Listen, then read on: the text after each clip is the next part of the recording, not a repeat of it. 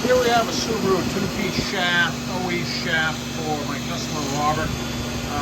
He had a vibration problem with it, and we talked on the phone, and I told him there's probably the U-joints right here.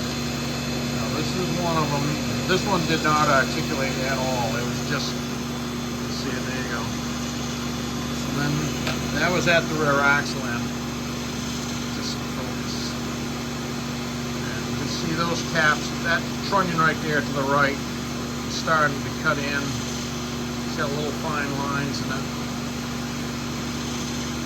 Yeah, oh yeah, right there. Yeah, just getting the light just right.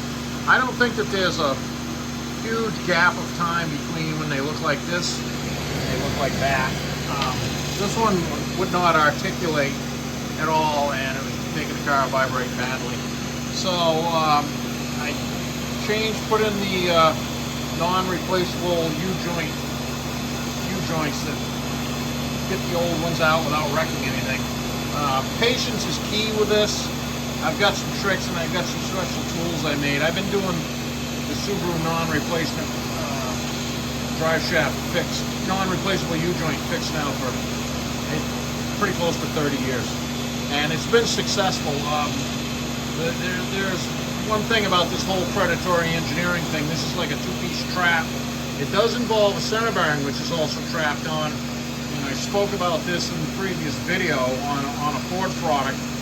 And like I said, they're all doing it. And this is an unfortunate example. Also, you can see it's, I've been jetting some lubricant at it, some Velray oil that turns to thick grease kind of stuff.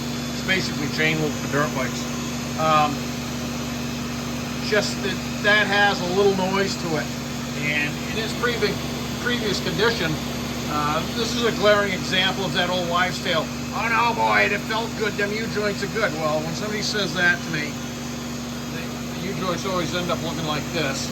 And center bearing, that center bearing, this is the trap on the bench. It spun fine, sounded great spinning around my hand. But when it's in the balance machine, that's when it shows up. And this one is making a little bit of noise. I'm jetting that Velray in there. I've had good luck with these motorcycle chain lube. And just going to give it another little drink and just keep blasting a little in, letting it run, just so it gets some lubrication. If there was another stop with this thing, I would build a drive shaft that went from the transfer case of the transaxle directly to the rear end and put 1310s in it. I have done that in quite a few of them. But I think he's going to get good service life out of this. I don't know about the rest of the car. The drive shaft is actually pretty clean. Zero at the transmission, transaxle in this case. Zero at the center bearing after all that lengthy discussion or explanation. And zero at the rear axle. And these little joints have grease fittings in them, and I packed them with grease when I put them together. They have been hugely successful, so we're going to think happy thoughts about Robert's Subaru shaft and get it back to him.